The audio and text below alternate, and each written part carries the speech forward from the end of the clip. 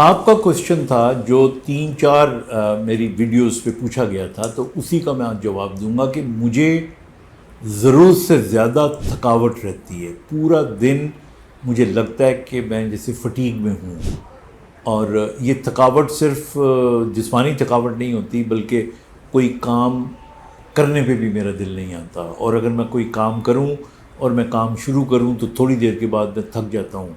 اور جو میں جاب کر رہا تھا اس جاب کے اندر بھی جو ریپیٹیٹیو کرنے والے کام تھے اس کے اندر مجھے لگتا ہے کہ میرے پٹھوں میں جان نہیں رہی. سو یہ ایک جنرلائزڈ کمپلین ہے کہ لوگوں کو تھکاوٹ کیوں ہوتی ہے.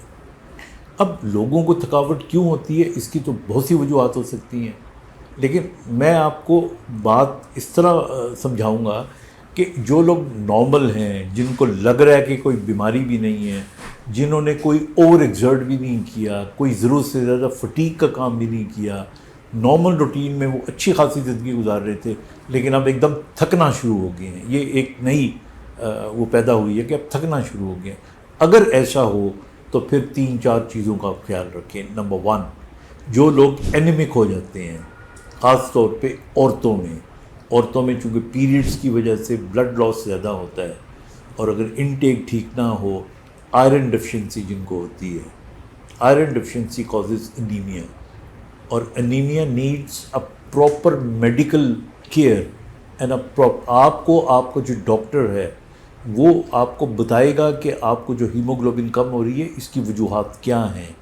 مطلب یہ نہیں کہ خود ہی کسی کے کہنے پہ آئرن کی گولی لے لی یا ہیموگلوبن امپروو کرنے کے لیے انجیکشن لگوا، ایسا نہیں ہے. یو نیڈ ٹو نو، کیونکہ ہمارے یہاں جو انیمیا ہوتا ہے اس کی بہت ساری کازز ہیں.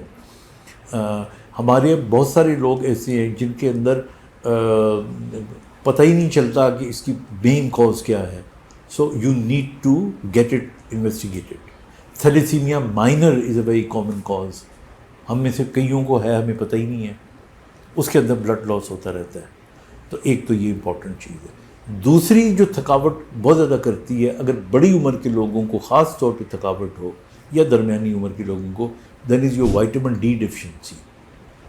وائٹامن ڈی ڈیفیشنسی جو ہوتی ہے، چونکہ آپ کے کیلشیم کو کنٹرول وہ کر رہی ہوتی ہے، اور جب آپ کے اندر اس کی کمی ہوگی تو آپ کے ایون جو آپ کے مسلز ہوتے ہیں ان کے اندر کیلشیم کا ایک بہت امپورٹنٹ رول ہے. جو مسل کانٹریکٹ کرتا ہے آپ کا، جس میں سوڈیم، پوٹاسیم اور کیلشیم، اس کا بڑا رول ہے.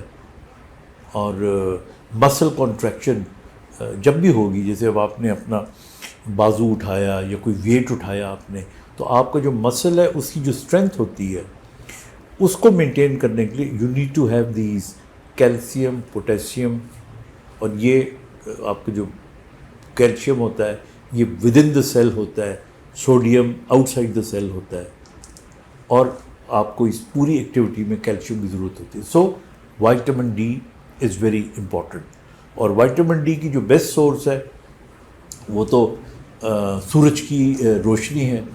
ہم اس سے بالکل دور چلے گئے ہیں. ہم نے بچوں کو کپڑے ایسے پہنائے ہوئے ہیں، ہم اے سی کے کمروں سے نکل کے اے سی کی گاڑی میں بیٹھ جاتے ہیں. We have no playgrounds. ہمیں بڑی عمر کے لوگوں کے لیے واک کرنے کا موقع نہیں مل رہا ہوتا. So that's why it is very important. پھر اس کے بعد آ جاتا ہے ہمارا وائٹامن بی. اور وائٹامن بی میں بھی خاص طور پہ وائٹامن B12، کیونکہ جو آپ کا وائٹامن B12 ہوتا ہے یہ آپ کی نیوروجینک کمزوریوں کو، یعنی جس میں نیوروپیتھیز وغیرہ ہوتی ہیں، ان کو یہ کنٹرول کرتا ہے. اور اس کا بھی باقاعدہ آپ ٹیسٹ کروا سکتے ہیں، آپ کے اندر کتنی اس کی کمی ہے یا کمی نہیں ہے. So that again is very important. پھر اس کے بعد اگر آپ کو لگے کہ آپ کو پہلے ٹھیک تھے، اب اتنی شدید کمزوری ہونا شروع ہو گئی ہے کہ آپ ایون کھانا چبا رہے ہیں اور وہ چبایا نہیں جا رہا آپ سے، یا آپ کنگھی کر رہے ہیں اور آپ کا پٹھے جو ہیں ان میں طاقت ہی نہیں ختم ہو گئی ہے، اور سیڑھیاں چڑھتے ہوئے ایک دم آپ تھکنا شروع ہو گئے ہیں. تو اگر آپ کو اس قسم کی کوئی کیفیت پیدا ہوتی ہے، یہ الارمنگ سچویشن ہوتی ہے.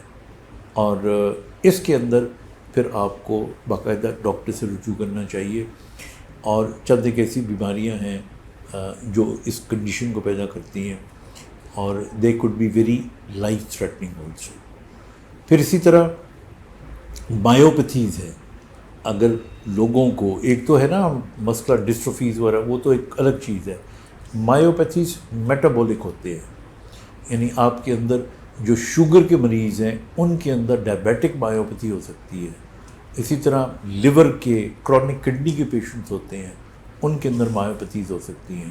سو اس کو ہم نے مانیٹر کرنا ہے، اس کو ہم نے دیکھنا ہے کہ کوئی ایسی چیز تو نہیں ہے، بیکاز ان میں سے بہت سی ٹریٹیبل کازز ہوتی ہیں، اور ٹریٹیبل کازز ہوں گی تو اس کے لیے بہت ضروری ہے کہ آپ اس کا ٹریٹمنٹ کریں.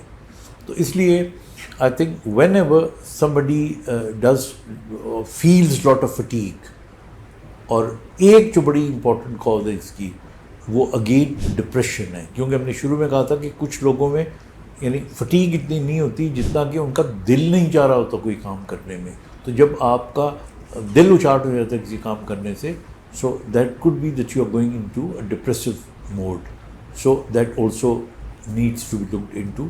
سو آن دا ہول اس قسم کی جب بھی کنڈیشن آئے تو اس کو اگر آپ کو لگے کہ یہ 1.5 مہینے سے زیادہ پرولونگ کر رہی ہے تو پھر اس کو آپ ہر قیمت پہ پراپرلی ڈائگنوز کروائیں اور پھر اس کا علاج چلوائیں.